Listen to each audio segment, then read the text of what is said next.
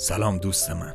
واقعیت اینه که خیلی از ما توی زندگی روزمره‌مون درگیر توقعات بیهوده و نگرانی‌های بیجا میشیم. ولی وقتی یاد میگیریم که این توقعات رو کنار بذاریم و تو لحظه زندگی کنیم، زندگیمون رنگ و بوی تازه‌ای میگیره. توی این مسیر اولین قدم اینه که توقعاتتو بیخیال شی. بذار از تجربه شخصیم بگم. وقتی تونستم از بار این توقعات خلاص شم، تازه متوجه شدم که چقدر چیزای خوب دور و برم هست که ازشون غافل بودم. این یعنی این که بتونیم زیبایی‌های کوچیک و بزرگی که توی زندگیمون هست رو ببینیم و ازشون لذت ببریم.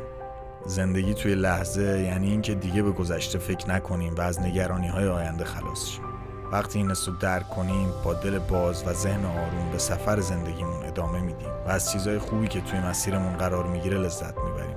بذارید یک روز با رضایت و آرامش از هر لحظه‌ای که داریم لذت ببریم. اینطوری هم خودمون حالمون بهتر میشه و هم میتونیم انرژی مثبتی به اطرافیانمون بدیم. در نهایت ازتون میخوام که یه لحظه توقف کنید و به زندگیتون نگاه کنید. آیا چیزایی هست که میتونید به خاطرشون قدردان باشید؟ از چیزای کوچیک شروع کنید. شاید یه فنجون قهوه گرم، یه قدم زدن توی خیابون، یا حتی لبخند یه دوست. همین چیزای کوچیک میتونن روز ما رو بهتر کنن و بهمون یادآوری کنن که چقدر زندگی زیباست. پس بیاد امروز با این نگاه تازه شروع کنیم و به زندگی توی لحظه بپردازیم. به خاطر داشته باشید که همین لحظه‌هایی که در اون هستیم بهترین فرصت برای لذت بردن از زندگی.